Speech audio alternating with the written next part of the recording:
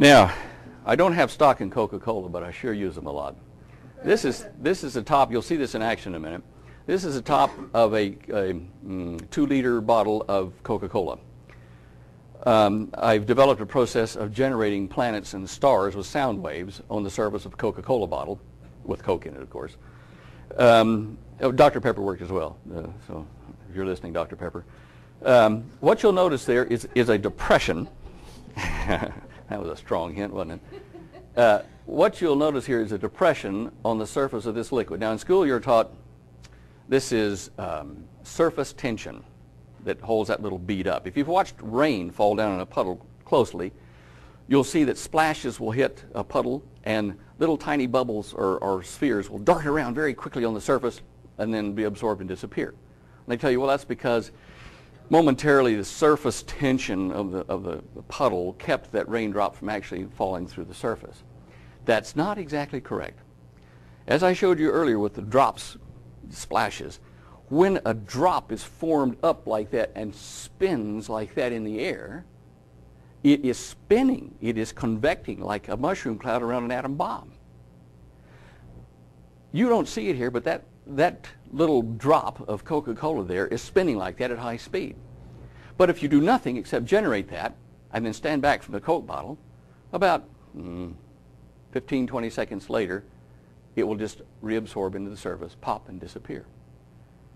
But if you add sound to it, which we'll show you in a minute, you can keep reinforcing that spin and have it there indefinitely as a planet or a star or just a bubble on a Coke bottle, whatever you want to call it.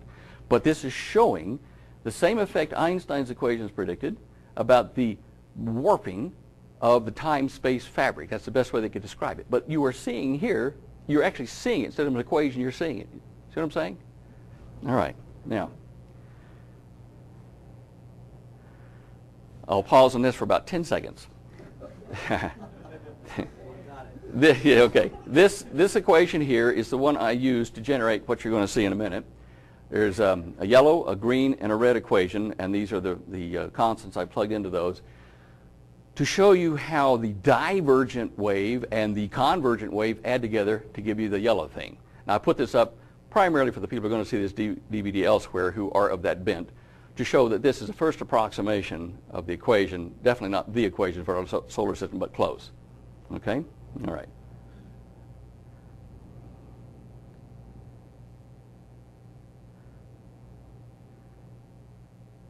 Now this is something that I will play again for you. Here is one waveform, that big hump that we saw at the beginning, and another one just like it moving in. In our solar system, like all stellar systems, the center of the sun is not in one place. They're separated by a number of miles. It's called an elliptical orbit, and there are two centers to the orbit, and so the sun actually rotates around 2 points like a parabola. When you get them real close together like they are, these waves start to add together. I got to cheat here for a minute. Where is my... Okay, let's try this and see what happens here. Okay. You see how they added together and formed that big hump? I'll do that one more time. The two waves add to form a taller hump than the first one. Okay? This is wave addition. Now here are those equations in moving form. The bottom ones are the two reference ones, so the divergent, convergent, and the one in the middle, or the one at the top, the yellow one, is the resulting orbits, which can be vastly different than a normal series progression or exponent or hyperbolic curve. Let me just do this again. Look at this. See these ripples here. Now here is one that's only about 9/10 separated from that by its frequency. And this would be the sun in the center, and these would be orbits of planets. Well, now, here you see two humps. They're not quite aligned, and two more, they're not quite aligned. But when you add them together, an orbit almost disappears. Now, why is this important? As our star starts to slow down, which all stars do as they die, the rings around them where planets can orbit change, and orbits get canceled. And it's like, hey, you can't park there anymore. And that's why we think Venus Only one of our planets that doesn't have what's called a magnetosphere or plasmasphere, and it rotates backwards to everybody else. We think Venus either came in from an outer orbit or out of the solar system and as an interloper in a temporary orbit. Okay.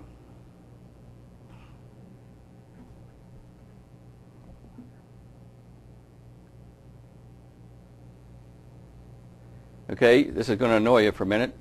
This is sound waves around 110 cycles, somewhere in that range. It varies as I'm doing what I'm doing. I'm going to show you how we have the bubble formed, and then at the very end there's going to be a very quick flash. You will see two large spheres on the coke surface and a little tiny one coming in and then suddenly bouncing away like crazy. This doesn't happen because of surface tension.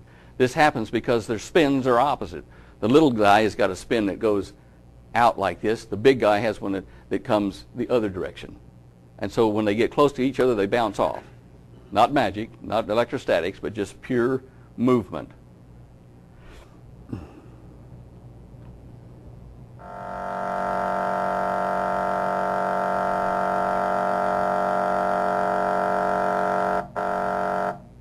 Notice in this, that would be the sun, and this would be a planet. What is happening is the speaker, I've got on the table, you'll see that in a second as it moves down the shot. The speaker is generating a wave in the side of the bottle that is reinforcing this one here and keeping it alive. It is feeding it inertia, waves, like planets get fed.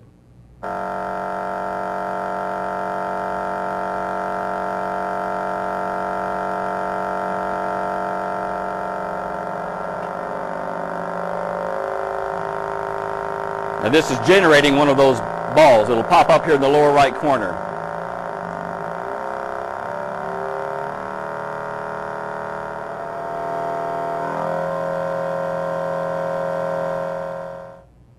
Okay.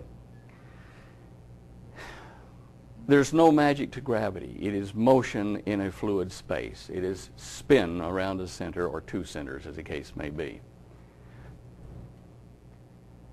If you apply that to a saucer craft, you're going to see the following things. First of all, a single anti-gravity craft, I'll get to the details of how that works in a minute, but the craft itself has to have spin in its field. Even a plasma craft, which is charged air at high temperature, which moves through a magnetic field, forms a spinning tornado with the center of it right down the middle of the craft. That was the early days. And up and out over the surface wing and back in to form a convecting smoke ring. When it does that, it's just like when you run your hand through the tub like this or down a stream. As you move this way, in opposition to the movement of your hand, there's anti-curl going the opposite direction to conserve momentum. The energy you're putting into the water spins behind you, a turbulent wake in a boat or whatever. Now, the little green circles you're going to see here are an example of a craft generating secondary spin vortices around it in air, space, water, wherever it's operating.